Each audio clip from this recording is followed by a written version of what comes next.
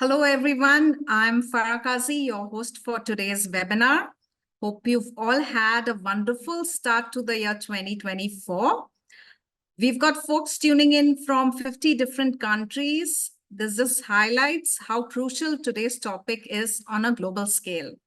I'd like to welcome each and every one of you to Community Catalysts, closing the global air quality data gaps locally. I'd like to take a moment to briefly outline what we've planned for today's session. We'll be starting off with an overview of the latest EPIC report. This report is packed with insights on how philanthropies can support those with the potential to influence policies and create a nationwide impact. This report highlights the work of 26 such individuals and entities as they work on improving air quality within their communities. This will be followed by a panel discussion where our speakers, through their journey and varied experiences, will walk us through the challenges and opportunities that exist, especially where on-ground air quality monitoring is scarce. They'll also be sharing how they've made the best use of technology, collaborations, and of course, the support of the local community. This will be followed by a live Q&A session. To begin with, we've collated the questions we've received along with the registrations and lined them up for this particular segment. Additionally, if you have any questions, drop them in the Q&A box. If it is directed towards a specific speaker, we'd request you to put in their first name and they'll respond to your question. We'll conclude the session with closing remarks and a vote of thanks. Before we proceed, two additional notes. In case you missed something or would like to review the webinar, the recording of this webinar will be made accessible to those who have registered for the event. Whether it's webinars like these, funding opportunities, or perhaps even a chance to collaborate. For those who are eager to stay connected with us, please fill out the public registry form that will be shared with you in the chat right now. That is if you haven't previously filled it. Once again, we're very excited to have you all join us today. So without further ado, I'd like to invite Krista Hasenkopf, Director of Clean Air Programs at EPIC, to present the report. Thank you, Farah. Thanks so much. And thank you everyone for attending. Extremely excited that you're all joining. Very grateful for the panelists who will be presenting in a little bit.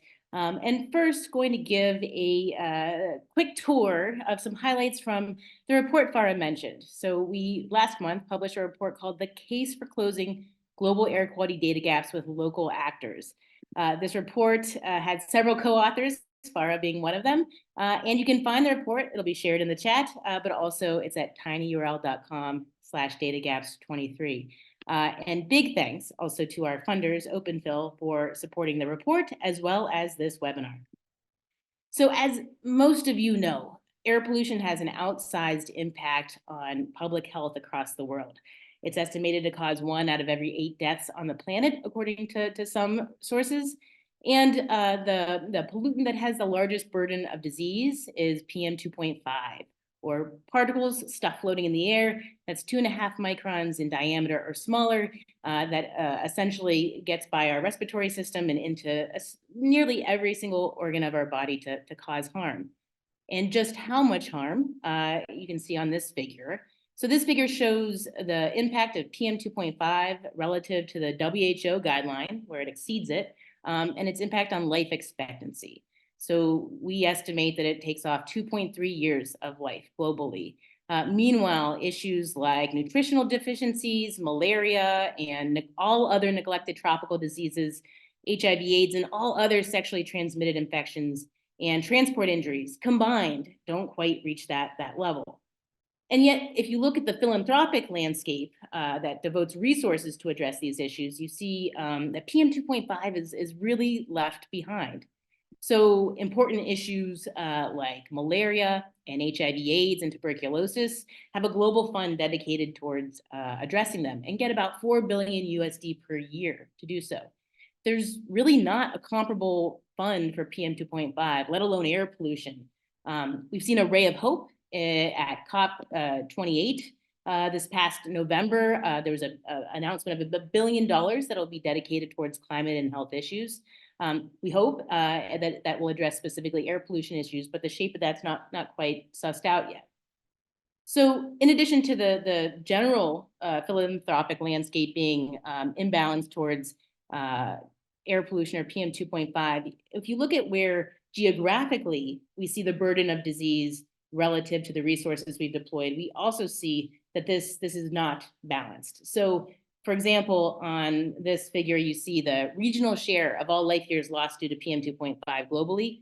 We estimate 93.5% or so of that impact is felt in Asia and Africa. You can see the dark red there, that shows Asia and Africa, not including India and China. And Europe, US, and Canada is a small proportion of that. Now, in these next two panels, you'll see where we're deploying resources, specifically data and money. And you see this exactly opposite, where the red goes down and the blue goes up. So for example, in the percentage of countries in a given region that has fully open air quality data produced by their government and shared, we see the vast majority of countries in Europe, US, and Canada have access to that information and their citizens within those countries. In Asia and Africa, it's far, far less. Meanwhile, if you look at the resources that are deployed, say from philanthropic funding for 2021, we see a similar story where the majority of those funds are deployed in Europe, US, and Canada, and far less in Asia and Africa. And then where you look at the bright red, the dark red proportion, not including India and China and Asia and Africa, you see a tiny little sliver. And recently, this data comes from the Clean Air Fund. Just this week, they released a new report for 2022 data.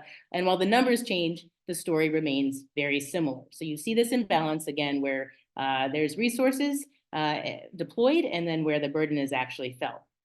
So if you look at where, in terms of data produced by governments, it exists and where it does not. We looked at a report by OpenAQ, and you can see this picture. So there's no air quality monitoring by government sources, to the best of this report's knowledge, in these areas that are in dark orange in 76 countries.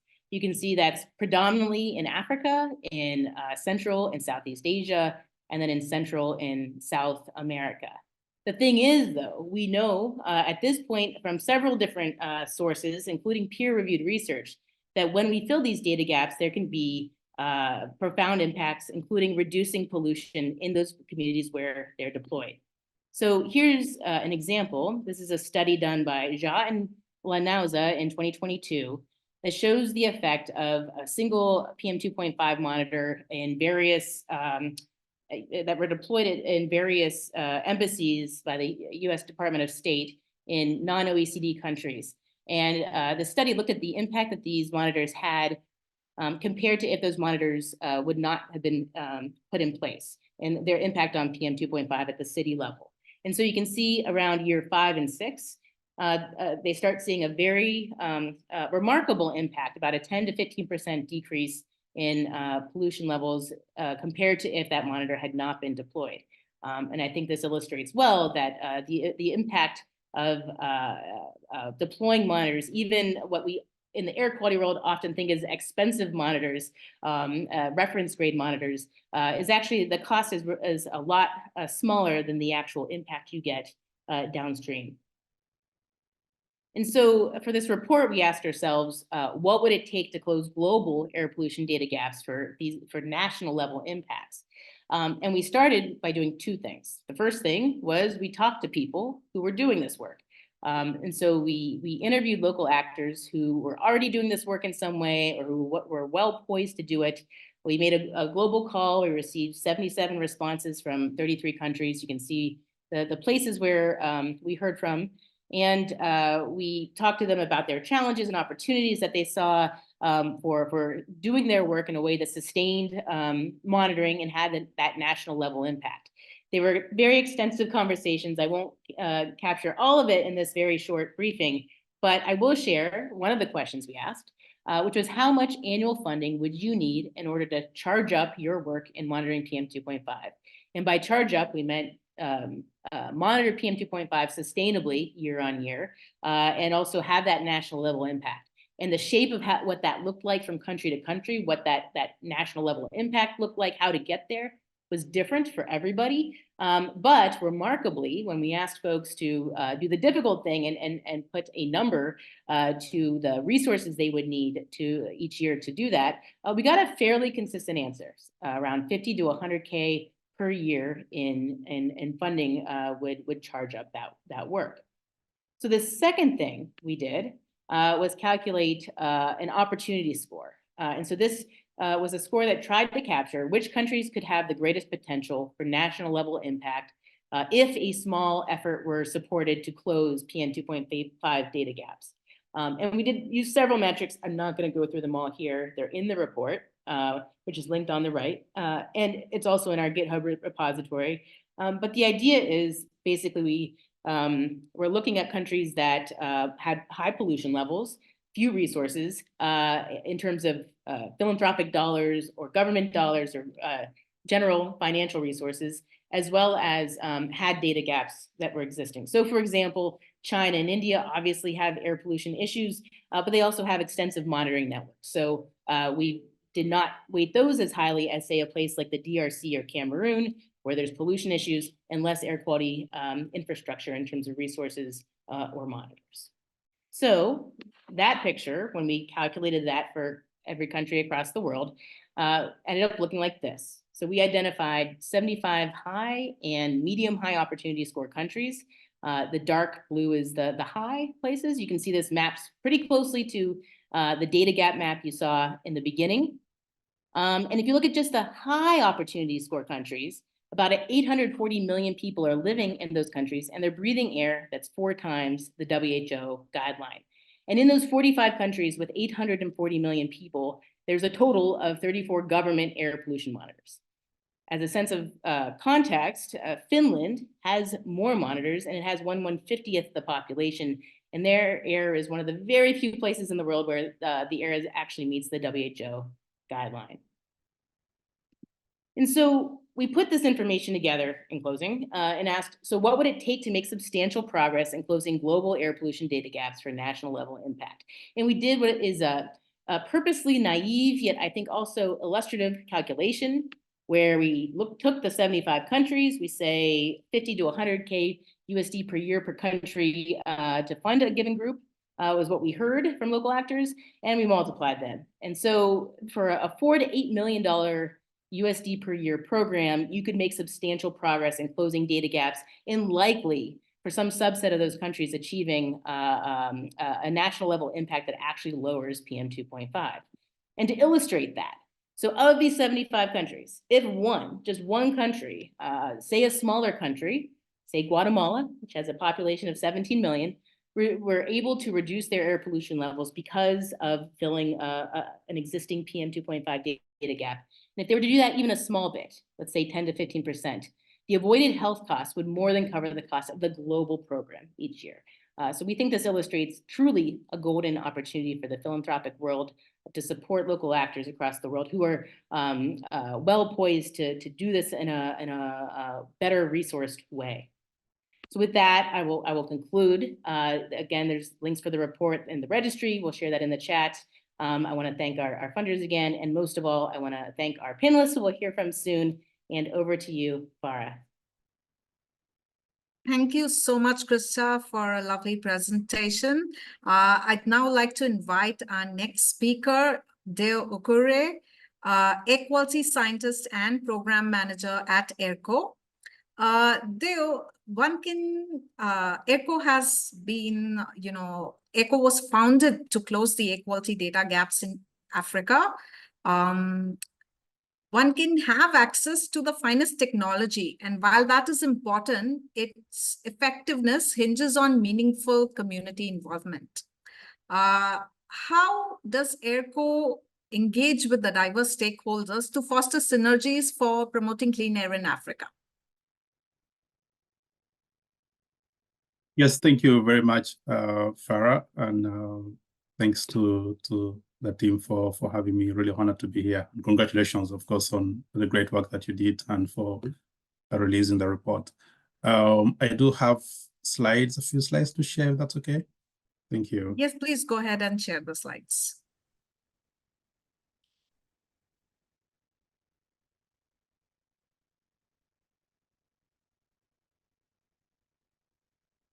help me confirm if that's visible. Yes, we can see your slides.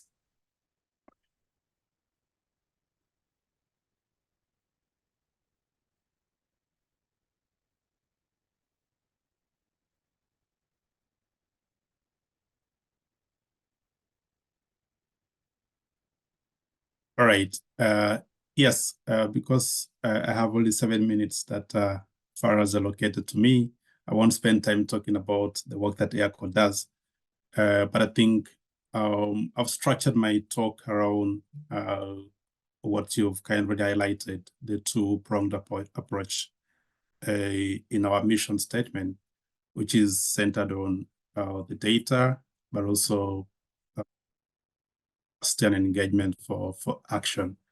So just to pick up from where Krista stopped, first of all, first, I'd like to borrow a recent framing from a colleague that actually air quality challenge by pollution actually disproportionately affects the people, what is popularly known as the Global South. But maybe we need to start thinking about it differently, because the Global South is actually majority world, not necessarily Global South. Those are not my words. I just wanted to kind of bring it in here. But that said, we did a scoping review that was published last year, just to kind of appreciate what has been happening in Africa in terms of air quality management. And what we saw, this is look at 20 years of air quality management, just a snapshot of that. What it saw is that I think this is in terms of these are interventions. These are the intervention strategies within the air quality landscape. So starting from, we found that 75% of all the interventions are directed technology, and technology, not monitoring, not anything else, talking about downstream technology, things like cooking, maybe sunlight, maybe mobility, and so on and so on. And then down the line, only 20% of all the efforts in the last 20 years, that's from 2000 until 2020, went to policy, and then behavior and education.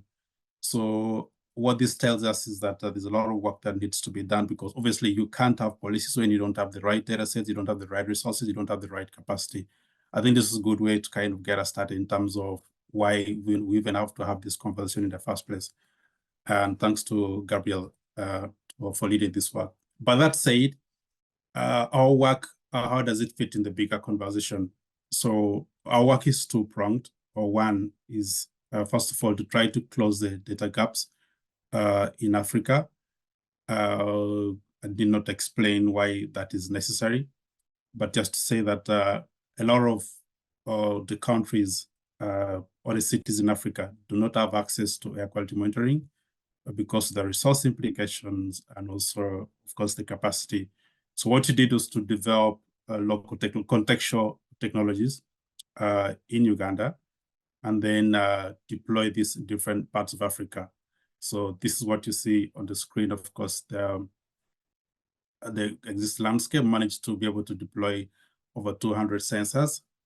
Still a lot of work to do, as you can see from the map, to be able to monitor air quality, not just monitoring for short term, but continuous monitoring to give us the data sets for action. It doesn't stop there, really. We also need to be able to package this data, because there's lots of monitoring initiatives, but one of the challenges we have, of course, in the space is how do you access the data? How do you archive it? How do you make it usable? How do you make it make sense? So we've also built custom technologies to make that data available to the public, to the different stakeholder segments, to be able to enhance citizen participation through the different avenues. So we've got these web platforms, mobile application, avenues for accessing the data. So this is the one side, to close the data gaps using contextual technologies to be able to advance the conversation and raise the profile of air quality. And moving on, maybe a bit of that as well, of course. What does this mean? What has it been like in terms of like implications for awareness and for action? We realize that it's not just about even deploying the sensors. We need to be able to make this data accessible in usable format, in a format that can be consumed by different stakeholder segments where capacity, of course, varies.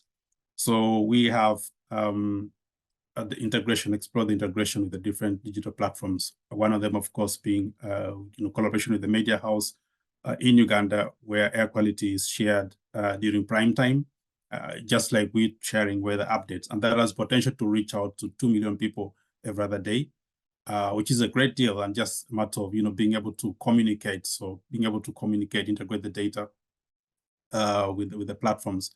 The media house, of course, relatedly, also working with the city councils, different city governments. This is Nairobi and Kampala, where while we monitor this data, we monitor air quality for ourselves and publish papers. That's fantastic. But when it comes to maybe the decision makers, the duty bearers, how can they be able to access this information in a way that is, at their convenience? So having this data, being able to integrate that with the website, for example, for the city, as it is the case with Nairobi, Kampala, capital city, and of course, many cities, of course, signing up to the same. So that's briefly about like the data side, and that's the one, the first prong in terms of what ERCOT does and the experience we have. Moving on. It's like my slide is, oh, there you go. So now data and people, what does it mean? You have the data, but how do we turn that into action? How do we move closer to clean air? So we have to look at collaborations. What are the collaboration pathways for, first of all, for capacity, but also raising awareness, evidence-informed awareness and action. Just again, a snapshot of the story in the last few years. So being able to work with different stakeholder synergies, actually critical. Why? Because air quality affects everybody, and everyone in some way would have a role to play, would have a contribution to make, whether it's in your household or where you can be able to something to protect yourself, or as a policymaker, duty bearer, where you can make decisions, policy, you can have policy initiatives, or even in school, or whether it's research or even the private sector. So I think it's still evolving. And I think what's really important is that we do need to, of course, progressively work towards building these different stakeholder synergies to be able to increase uptake, accelerate uptake for action, uptake of data, I mean, for action. I think the impact story, of course, through that, we've been able to empower over 400 government officials, working with more than 2,000. Actually, this is now gone a lot higher than that, and engaging directly with over 500,000 citizens through different strategies to be able to advance the air quality agenda in the continent. But what's the sustainability plan in terms of not bringing, like, back to your question again, how do we bring on board the different, like, engage in different stakeholder groups? So we conceive this through working with different partners, then realize that it's actually important for us to keep in touch, because different cities are at different stages. The capacity varies, the needs also vary, context differ. So it's really important for us to have this an umbrella to be able to bring people together. And what I call it the Cleaner Network that we launched last year, to be able to, as a regional umbrella, to foster cross-regional collaborations. Cleaner is an acronym for Championing Livable Urban Environments through African Networks for Air. We had this honor to have more than 31 cities in Kampala in person, with over 16 cities from Africa, discuss matters air quality, but also be able to kind of co-create, move towards developing what an air quality model for Africa, management model for Africa would look like. Please feel free to stop me. I don't want to make sure. Yes, that'd be great. Actually, it's a perfect note, to move on as we move on to our next speaker. Of course, engaging with diverse stakeholders, it's not just about the technology. You can stop sharing the slides now. Yes, thank you very much. Thank you. And, thank you so much. Yes. Yes. engaging with diverse stakeholders to foster synergies for promoting clean air. That's an absolute necessity. However, the significance, it's not just about the local and national synergies, it's also about the global synergies, the global collaborations. And the significance of such global collaborations in monitoring and management of air quality cannot be overstated. I'd like to now invite Dr. Pallavi Pant, who's the head of Global Health Program at the Health Effects Institute. Hello, Dr. Pallavi. Hi, Farah. Thank you. Thank you for joining us today. I was wondering if you could provide an insight into the magnitude of health and economic challenges that low and middle income countries face due to air pollution, and is enough being done? Whatever we are doing, is it enough? And what areas require our more focused attention? Yeah, thank you. That's an excellent question, and I wish you gave me an hour. But since I have 5 minutes, I'm going to try and tell you, 3 stories from different places. And I would say that these are, from my work, but also just from the life of a person who's lived in Delhi for many years with really high levels of air pollution. And hopefully that will highlight, the need for both the collaboration and then also the scale of impact, which sometimes when we are just, trading numbers in terms of impacts, we can lose what it means for people and their everyday lives. And Farah, you will relate to this because Mumbai in recent years has seen a lot of air quality episodes. But the numbers and the statistics we often throw around are about how many people might be dying because of air pollution and what the economic loss is as a result of that. So the story that I want to tell is of an Uber driver that I ended up, going to multiple places with in a winter, maybe 3 or 4 years ago. And in all of the trips we took together, he was coughing constantly. And this was probably before COVID. Otherwise, I would have been a bit concerned with all the cough in the car. But in conversation, I realized that this person had moved from a very small town in Uttarakhand, which is a state in India that I'm also from, and had moved to Delhi, which is the capital of India, for, economic opportunities. He wanted a good job. He wanted a good life. Ended up, choosing to drive Uber as a sort of first step, and couldn't really adjust and adapt to the really high levels of air pollution, and was always, struggling with some or the other medical issues. And a lot of them linked back to the time that he made that transition from his, small place, relatively very clean, and moved to Delhi, which is extremely polluted all year round. And because I like talking about air pollution, we ended up, having a discussion on that. And his point was essentially that, I know this is bad for me, and I know that it's the air because I know there's nothing else that has really changed for me, but I don't have a choice. This is what I need to do because this is my life. So we can talk about 7 million, 8 million people dying because of air pollution. And that's a huge number. Krista, really eloquently pointed out how that compares with some of the other big issues we're dealing with. But the fact that air pollution is all around us and it's impacting us not just through the number of people dying, but because we are being forced to make choices that we wouldn't make if the air pollution wasn't there.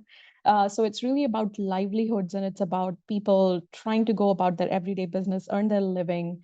And all of those people in all of those countries that we just saw on the maps, they're struggling with every single day, whether they're vocalizing it or not, whether that's, a big political or social issue for them or not. That is something that they're dealing with, and they're making difficult choices. So I think that sort of, is the scale of the problem we're dealing with. And I think taking again the example of India, which doesn't feature in the high opportunity regions here, which I agree with at this point, because we've had very strong investments in the last maybe decade or so, trying to improve the air quality monitoring and also trying to improve the infrastructure that goes along with it, people power that goes along with it, which is so crucial. And the issue that we always come at the end to is data, and they just pointed out, the fact that we need information and we need it now so that we can make decisions. Another story, this time from Delhi. Sorry, all my stories are going to be from India, so please bear with me. But as many of you may have probably seen, Delhi continues to be in the news for having really high levels of air pollution. Every winter it's all over the news, and every winter we also have a big conversation in the country about the major sources and what are the sources we need to control so that we can improve air quality. And if you look at the literature on air pollution in Delhi over the last 10 or 15 years, you'll see that there have been a number of studies that have been done by Indian investigators, by international teams of investigators, by collaborative teams of Indian and international investigators. Yet we haven't really found that right message to give to the government, or the government hasn't really adopted that message of what are the big stories where we need to focus, what are the big sectors that we need to prioritize. And I say this just to, give us some context on, it's not just the data that is really important. Like, of course, we need data, we need information, and it is paramount. But how and where we translate it, how and where we communicate it is equally important. Because if we have 100 peer-reviewed research papers, but the message isn't getting across to the policymaker or to the person on the street, then our job isn't done. So there's two parts to this. One is we need to be doing our science. For those of you who are thinking about research questions and listening to this webinar today, we really need to be thinking about our science in the context of what our local policy requirements and demands are. What are the places where we need more evidence and information? And then really look as wide as we possibly can. Again, in India, we have seen some examples of, interesting collaborations between scientists and governments and communicators and community activists and, journalists. That's the kind of collaboration that we truly need so that our science and our numbers can get translated into stories that make, a meaningful sort of meaningfully address the question that can interest the person associated with it. And then my final story about how important stories can be is about my mother, who for many years wouldn't believe me that air pollution is a big problem.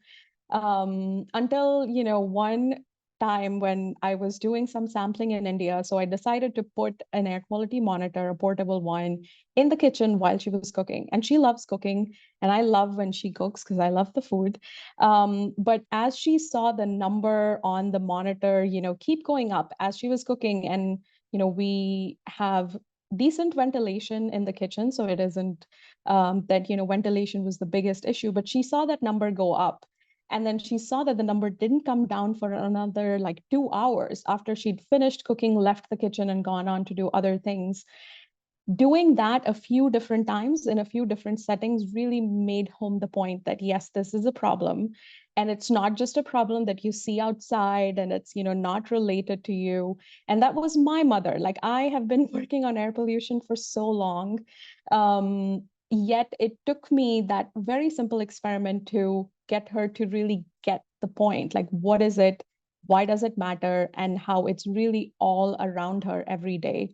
And the point that I want to make with it again is that we can think of the data and the information. And as we think of that, and as we think of the investments that are being made or that need to be made in the countries, that those investments also think about end users like my mother, like perhaps someone's, relatives and parents who are here, and think about how and what matters to them, and then how do we bring air pollution into that conversation rather than just having a conversation on air pollution. The last thing I'll just end on is we've seen again over the last few years a lot of times where we are getting interest in doing research in low resource environments on air pollution, because that's sort of the new frontier. That's where we want to do the science. And while that is very welcome, it also brings resources and attention to the countries. It is equally important, and even for funders, it is going to be equally important to ensure that they are really building and supporting the local people, so that when the funders leave or when the other teams leave, those people are the ones that are going to stay there. They are the ones who will carry forward the conversation for a long, long time. So the investments need to be made towards people in the regions, in the countries, and the places where they're working. So I'll stop there and look forward to what the others have to say. Thank you so much, Dr. Pallavi. I've had similar experiences, but in the interest of time, I'm just going to move ahead now. What you mentioned was absolutely right. There are gaps which exist in the air quality data, but that's not, the only thing that we need to focus on.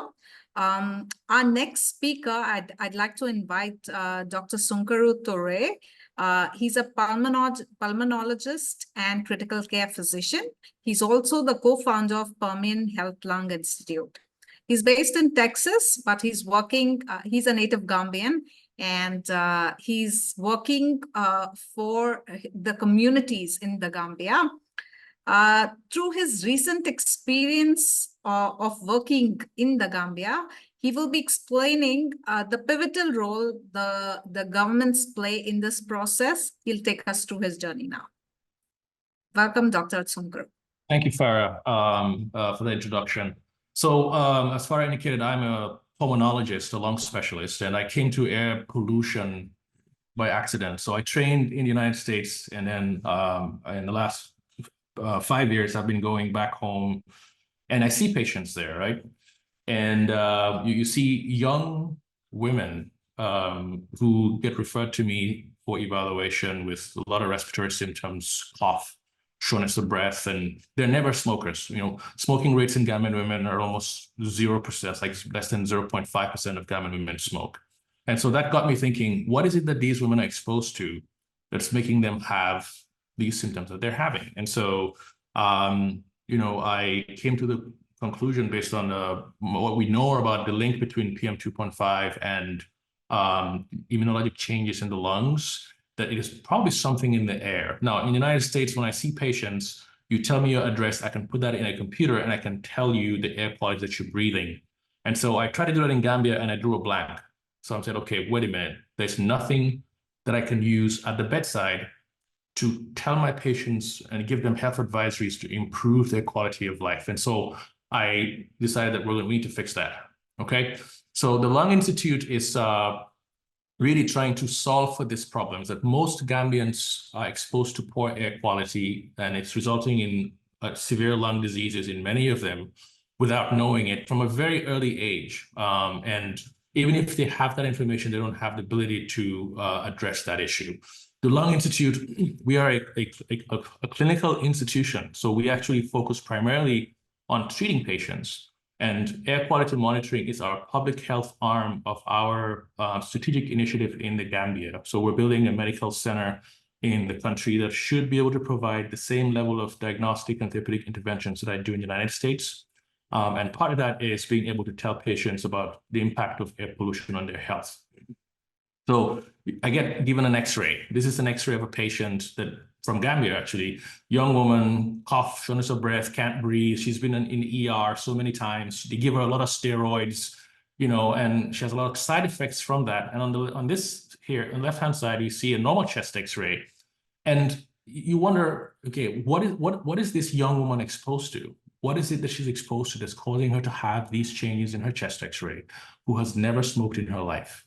And so this really got me thinking, and I'm an epidemiologist as well. And that I put on my hat and said, well, it must be in the air. And we know now that PM 2.5 can result in changes in your immune system, that can result in changes in your airway and can exacerbate asthma. And I have my access to diagnostic devices that can measure non-invasively biomarkers of this inflammation. It's called a nitric oxide. So it's a biomarker for type 2 inflammation in airways. and I was getting exceedingly high numbers in women. I thought the device was wrong, but it's the same device I use in my practice in the United States. So it was working. And so I'm like, okay, why are they having a lot of type 2 inflammation in their airway? What is driving that? And so this is really what got me thinking we need to start looking at air quality in the country. And at that time, I found out that we didn't have any public air quality monitoring that I could access. And so we decided that we're going to make sure we build a network. Now, Gambia has some unique advantages. It is a tiny country. It has a ridiculous shape with some historical background to it. That is just about 11,000 square miles in size. And so we have about 16 low-cost sensors in the Gambia at the moment. We have installed 7 in the most densely populated area. 2/3 of the country, or the population rather, lives in a very small part of the country around the coastline called the West Coast region and the KMC area. So we decided that we were going to install the sensors in those areas as a start. We also, as one of the questions I saw, because I'm aware of the limitations of optical sensors or so-called low-cost sensors in terms of their reliability and the accuracy of their measurements. So I just came back from the headquarters of Met1 last week, have secured a BAM 1022 particulate counter. And this is actually the gold standard for air quality monitoring. So I was there last week, got my hands on it. That's the photograph of the device on the right-hand side. This is what the reference grade monitors look like. But I want to show you how we want to go about doing this. We are a private company, but we have a very good working relationship with the Gambian government. We have a memorandum of understanding with the National Environment Agency that is responsible for air quality monitoring and standards. They have resource constraints. Through our collaboration, we are sharing 100% openly all the data we're collecting with the environmental agency. The Ministry of Health also, fortunately for us, is staffed by very highly talented and very receptive technocrats. Dr. Bubu Manjang is the Director of Health Promotion at the Ministry of Health. And I didn't have to explain to him why this is important, and they embrace this. So we're using these networks that we have in the country, along with educational institutions, to begin to develop local ground monitoring, continuous sensing of PM 2.5 levels in the country. And this is just 7 months of data that I'm going to share with you here. And I want to use this as an illustration of why it's important to have low-cost sensing in places like Africa. These are the sensors and the number of months that we've had measurements for. And these are the average amount over the past 7 months. For example, in Kanifing industrial area, PM 2.5 concentration average is like 26 micrograms per cubic meters. Brikama is one of the largest and most densely populated areas, had actually one of the worst air qualities. Gunjur is a fishing village. We identified that Gambia is a coastal country, and we smoke our fish. And the women who smoke their fish, they use firewood and they don't wear masks. It's a very interesting sight to see the amount of toxic fumes that they're exposed to occupationally. But this doesn't give you the whole picture, because if you look at this, you think, it's not that bad. It's not 125. When you look at the data, we've started uncovering some seasonality to it. In the rainy season, we've noticed that air quality, PM 2.5 concentrations are much lower. But look at what happens in the dry season. In November and December, we had a huge spike. And we know from the data that it's not just cumulative exposure, but also huge fluctuations in PM 2.5 levels can cause exacerbations of chronic conditions. And the ability to detect these rapid changes in real time can give health authorities information they can use to issue health advisories. And that's exactly what happened in Gambia. So again, sorry, I'm going to see here. This is another, in Brikama, one of our other stations in Brikama. You can see, again, rainy season, it's looking all nice and green. But then once the rains are gone, we have a huge spike. And in Gambia, there's a seasonal phenomenon there. In the Sahel, it's a transition zone between the tropical West Africa and the Sahara Desert. And once the rains are gone, we have this harmattan dust that blows down from the Sahara to the coastal areas. And other investigators have pointed this out in Togo and in Ghana. And so the ability to actually detect this in real time and issue health advisories for people to stay indoors, wear masks, ensure that your emergency departments are adequately stocked with inhalers and with medications to treat people who will have these exacerbations. Think about it as the flu season in the United States. we take precautionary measures because we know that in the flu season, we're going to be seeing a lot of respiratory people with complaints. You know, and again, this is just the beginning, but can we use this data and integrate that with public health data from the emergency departments in health centers to see if there's any correlation between, you know, PM 2.5 and use of emergency services in the Gambia? These are areas that we're looking into in the future. Again, we talk about costs, right? So, you know, the reason why most African countries don't have sensing is because of the cost that's involved. But when low-cost sensors are a good entry point, this is a breakdown of the cost of just one sensor that we've used in our network. It's about $853. The sensor itself is not the problem, but because grid power is a big issue, we have decided to go for solar energy as a source of electricity, along with local mobile phone networks to upload the data to a cloud network. So we went with the IQ Air visual network because of the app and the online availability that can be used by everybody. I will tell you that we're learning some very interesting things. The solar panel, we have to clean it every few days because it gets covered with dust. And once that happens, the batteries die because it's not able to adequately charge the battery. So the solar panel at the bottom is a dusty panel. And this is what it normally looks like after it's been cleaned, just to give you an idea of how much dust is being inhaled in these areas. In terms of impact, last year, we held the first air quality conference in the country. And it was attended by members of the National Environment Agency, the Ministry of Health, educational institutions. I am an educator at the University of the Gambia School of Medicine, and one of our goals moving forward is to provide educational sessions for medical students, nursing students, the press. You know, the Ministry of Health for the first time issued a dust alert based on the data from our network in December. And, you know, in the modern era, we should not underestimate the power of social media and the internet. You know, this is a local influencer talking about air pollution, and he did it in a way in the local data that I couldn't do in a million years as a pulmonologist. And people understood this. Within 24 hours, we had about 4,000 visitors to our you know, online web contributor page, and a lot of people were talking about it. Local newspapers are talking about it. We have local newspapers publishing articles about air pollution, and this has nothing to do with us. We did not reach out to them. It's just people beginning to understand that this thing called air pollution is important, and how do we go about addressing it. And so in the year moving forward, our next phase is to ensure that we have a low-cost sensor in all the regions in the country.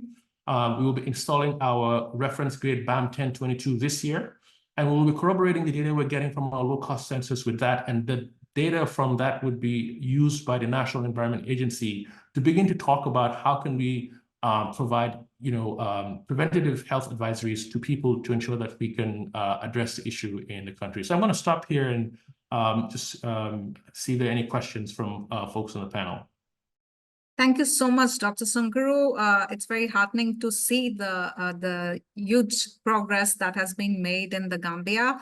There are several other countries where, you know, that experiencing poor air quality, whether it's India, countries in Africa, or, you know, South America.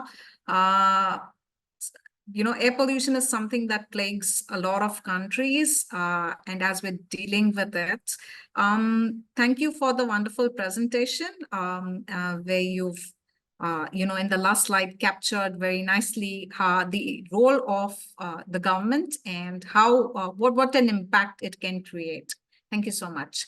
Our next speaker, Christian Saravia, founder of Ambiente, is from he's working on air quality issues in Guatemala. Welcome, Christian. I can't see you. Okay, can you hear me? Are you able to hear me? Yes, super. Okay. I can hear you now. I'd like to pick your brain a little. You've worked with various air quality monitoring technologies. The satellite data, reference grade data, then you have your low sensor data, their modeling methods. Each technology is accompanied with certain advantages and disadvantages. Based on your experience, which of these emerges as a powerful tool? Yeah, all right, really good question. First of all, thank you, Farah, and the University of Chicago for the invitation. For me, it's a pleasure and honor to be with all of you today participating in this important webinar related about closing the gap of air quality with local actors. And the single most important thing I want to share with you today is my experience and knowledge on how I started this project of air quality monitor using different technologies and methodologies. And we have to be clear in this. The future of air quality monitoring involves a diverse range of technologies and methodologies, each of them with its strength and weakness. The most important monitoring air quality is evident in the impact of the pollutants have on human health, the environment, and the economy. And the question is, I'm wondering why I started to measure air pollution with different technologies. First of all, it's because I really wanted to assess the extent of the air pollution in my country. And then I really want to identify some sources and some hot spots related to different emissions. Then if I assess identifying, I really wanted to understand how air pollution are transported and dispersed over time in the environment. So as you see, I mentioned assessing, identifying, and understanding. So to understand the air pollution, it's impossible to do it with only one single methodology, right? Because we have to involve all those methodologies and technologies to understand the behavior of the air pollution on a specific time and period. But most important is that assessing the potential of each methodology will depend on the goal of the data used. What is going to be my aim for this data in the end? So my project in which I started was simple. Was a project focused on a scientific purpose and was a citizen science project. And the people just asked me, why science is involved in this air quality project? Because science is a powerful way to improve understanding, the increasing awareness of the air pollution, and a raise public support to monitoring and action. I really wanted to bring some slides, but maybe next time due to the short session that we have to speak. So briefly, I will give you some context about the benefits to study air pollution and the strength and the weakness of each technology. So for this approach to monitoring air pollution, we have different technologies, right? Now we settle in different technologies. So we can divide it here from ground-based data, then we have Earth observation, satellite-based, and last we have models to dispersion and chemical concentration models. So really briefly, what is a ground-based equipment? So ground-based equipment, we can divide it in reference rate monitor and low-cost sensor. So what are the difference between all of them? So ground-based reference monitoring offering high precision data, but might be limited in spatial coverage, additional that it involves a rigorous process of observation, analysis. You need skilled operators to maintain a calibrated measuring using different protocols, and last is quite expensive. However, provides accurate and reliable data. And in the other hand, we have low-cost sensors. Low-cost sensors are becoming increasingly popular for their affordability, but might lack of accuracy compared with the reference monitor. And the other question is for what I will use the low-cost sensor. So I knew it, the limitations, the weakness and the strength of these technologies. So the aim of using a low-cost sensor, well, is basically just to know to distinguish the high and low concentration of the pollutants.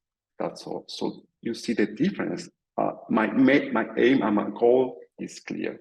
And then we have another technology, which is Earth observation from different satellite bases.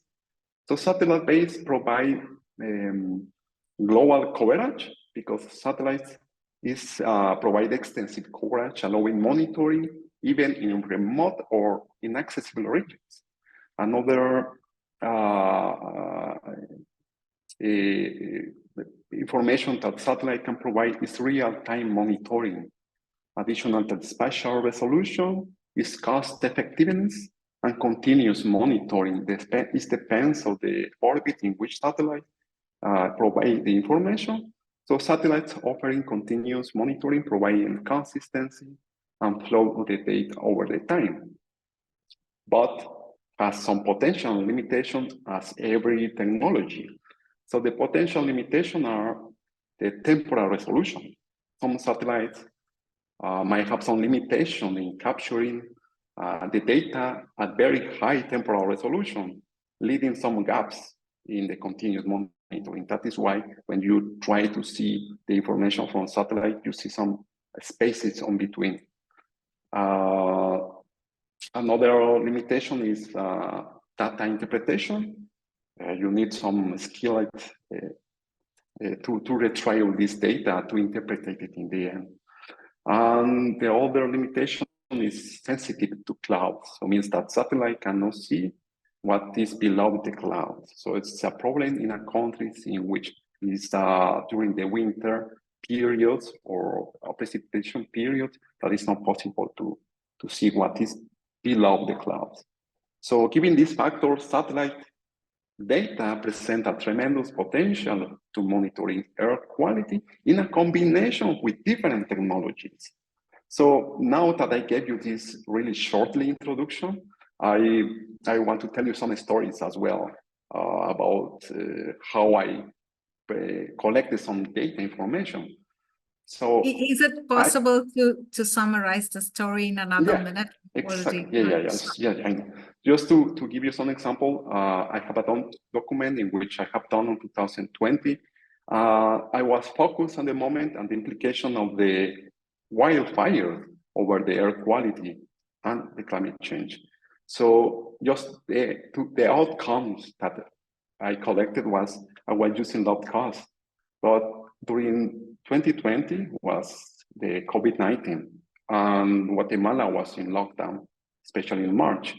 So I saw that the air pollution was coming, the levels were decreasing over the time. But over the days, the pollution started to increase once again. So I thought that was some problems with the low cost sensor. Then I combined it with Earth observation and was possible to detect some wild and active fires in Guatemala. And then I ran some models to see.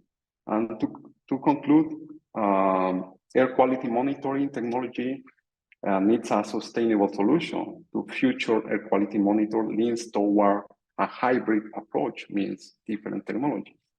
Another thing is like we have to make public available this data to have more strength in the public awareness and to the world. Thank you.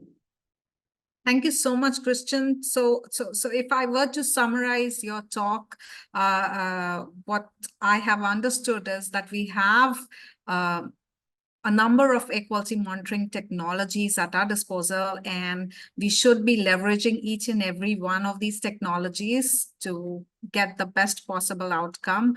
As we're working on improving air quality, am I right? Yeah, that is good. That's correct. Okay, thank you so much. I know we are a little running a little over time, but I'd like to now invite Dr. Rose Alani. She is leading the Air Quality Monitoring Research Group at the University of Lagos in Nigeria. Dr. Rose Alani, are you here?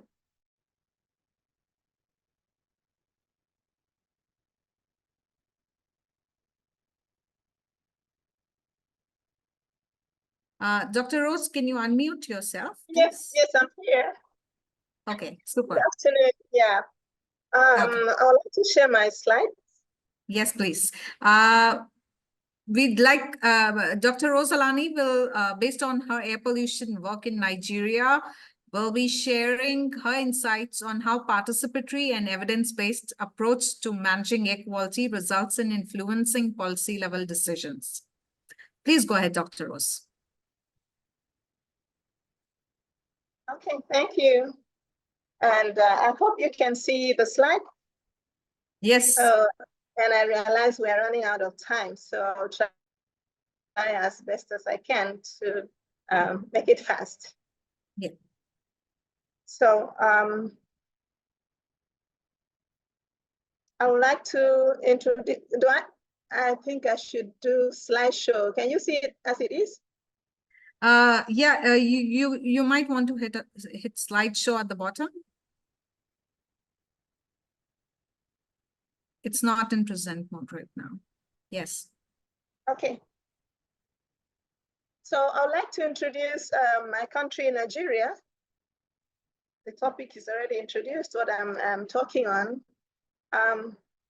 Nigeria is a low and within one of the low and middle income countries. And it has a very high population, estimated at about 206.14 million people. That was in 2020. And we have a high population growth, annual population growth of 2.5%.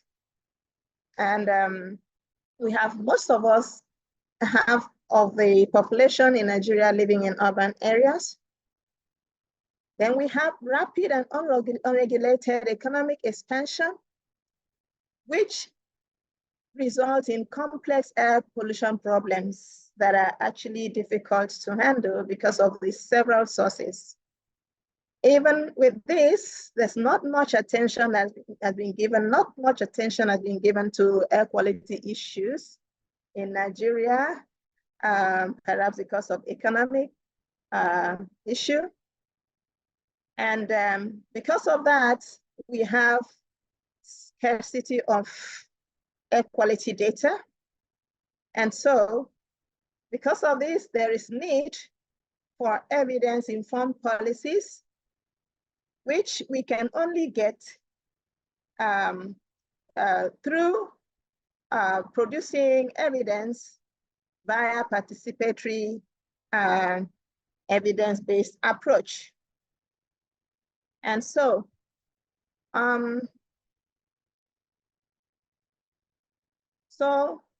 in this case, we use participatory approach to produce evidence. And the evidence we have, we use it for policy decisions. So the participatory approach involves multi-stakeholder group with an interest and experience in managing air quality. So in this case, we're talking about both international and regional and local collaborations. So in Nigeria, in my group, as Farah has introduced me, I lead the Air Quality Monitoring Research Group of the University of Lagos. And so we have some collaborations with the United States Department of State, C40, Africa, and so on, CAMSNet, and EMSNet. They all contribute differently to the air quality issue in Nigeria. They participate in their own different capacities. For the DOS, they have funded a particular project for us, and which is ongoing. And the C40 is also supporting Lagos in air quality management. And we have Africa, which is a network of African researchers and trying to get us to network with each other and collaborate. And then we have this other one, Fleuve University in France, that's actually helped us in donating reference monitors to us. CAMSNet is network of networks bringing us together and so on. So all this are the collaborators that are joining hands together with us in this participatory evidence provision for air quality policies in Nigeria. So locally, we also have the Environmental Protection Agency, agency which is called LASEPA for Lagos State Environmental Protection Agency. And we have other government agencies. We have both state and federal ministries, academia, researchers, medical practitioners, schools, and then UPIN is an organization that is involved in connecting evidence producers with the evidence users. We have Urban Beta, and then there's some NGOs and some youth groups that we are working together. So this is just, this picture is just showing when we're having a mapping of locations. And before I talk about this, I want to say that it is very important that for any project, equality project to start, it is important to carry along all the stakeholders from the scratch. The government agencies, the community leaders, and everybody that will benefit from the monitoring. And then at the end of the day, communicate the data, let them know, and then action will be taken. So this is one of such that we're doing here, meeting together and mapping the locations that are of great importance to the policymakers and also to the community members. And so I did not mention one of the collaborators there. You can see EQUO. So EQUO, we just heard Dale is one of my collaborators. And so you see here where the EQUO device is being mounted. And you see all those people are the collaborators. We're not from one place, from the government agency, from University of Lagos, from EQUO, from the community. So together, deploying the low-cost sensor from EQUO. And then also we had here some stakeholders during data training access, data access training. And here also we had stakeholders at the participatory and air quality improvements for healthy people and so on. So this was the workshop that we had, which all stakeholders, apart from us mapping the locations with the EPA, in this case, all stakeholders were involved, and everybody then gave his opinion of where they think we should monitor. And so with that, we have deployed several devices. These are the locations that you can see here of the air quality echo devices that we have deployed. We have about 30 to deploy, but we have deployed over 20. So this is what we had at the onset of the Harmattan. You can see everywhere red.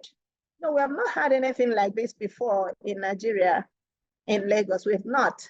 And so, of course, we also, you can see, I mentioned that we did some data access training for the stakeholders. So they know how to go to the platform and also check and see what is happening. And so with this, the populace, they have seen this, and it's something that is really capturing their attention to look at everywhere red and also knowing the color code, what it stands for. So the negative effect of poor air quality is really affecting them.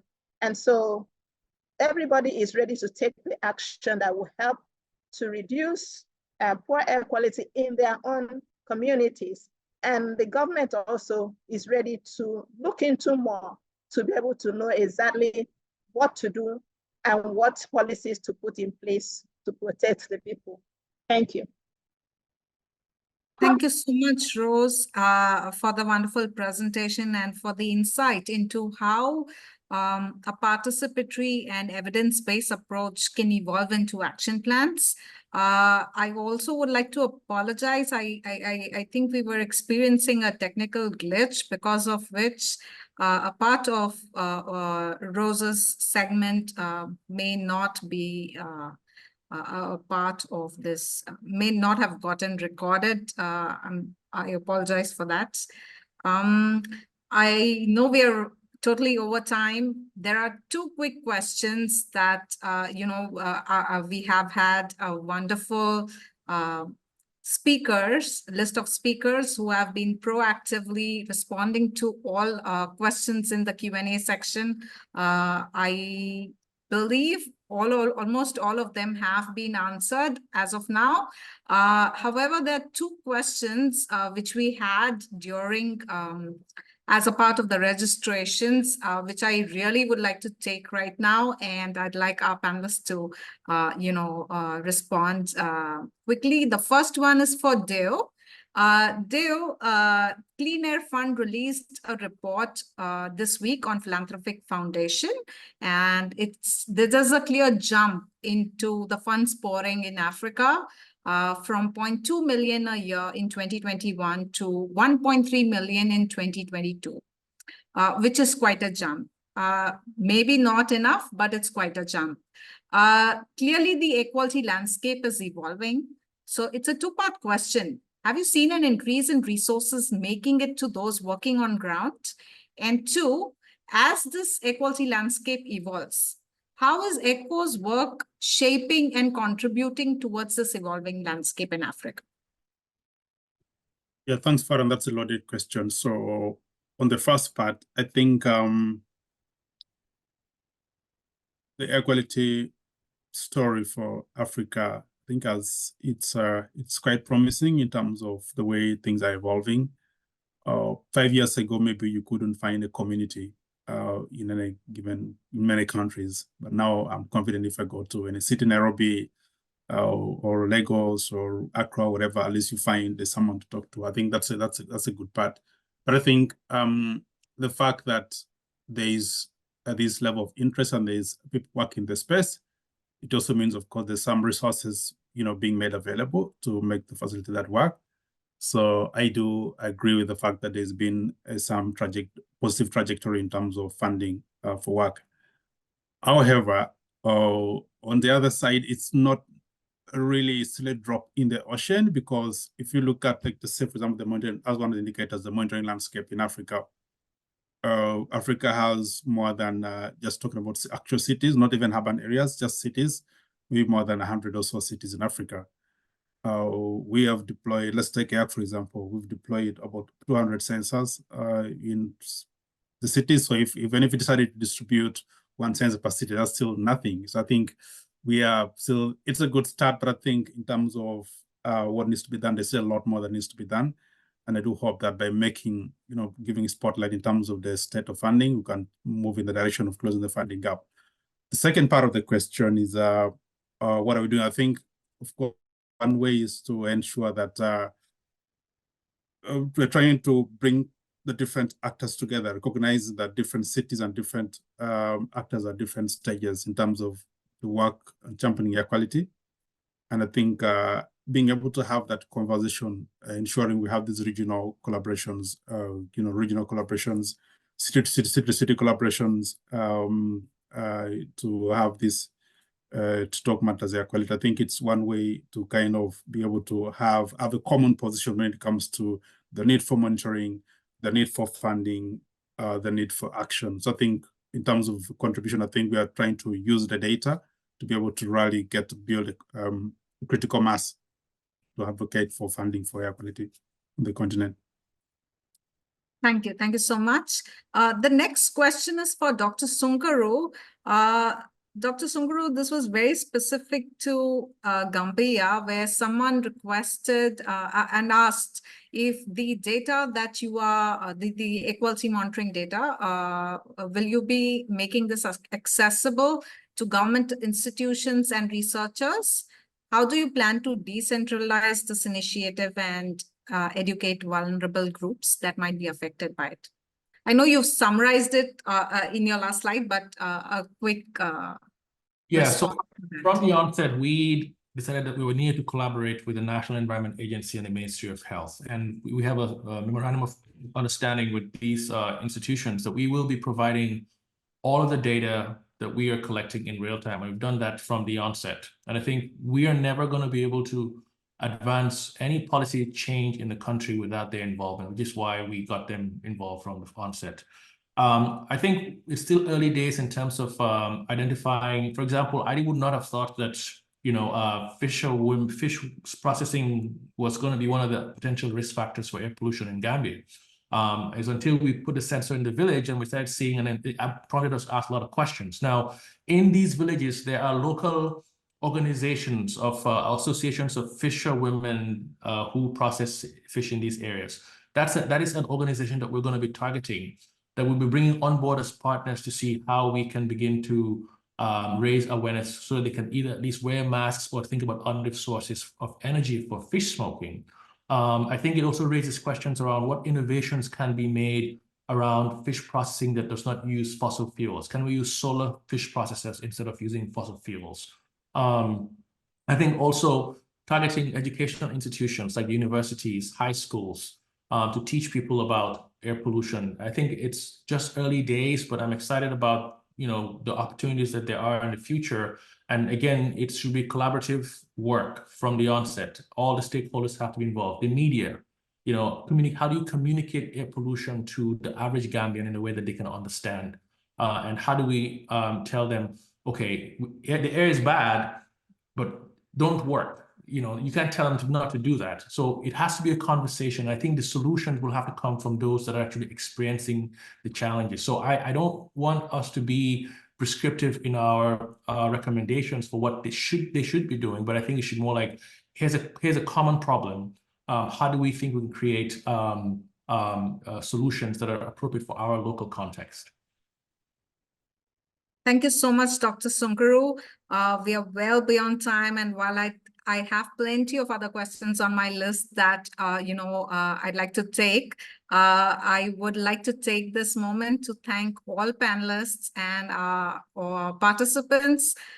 You've been a great audience. Thank you so much for joining us for this event, and a special thank you to Open Philanthropy, our funders who've made this possible. Thank you so much.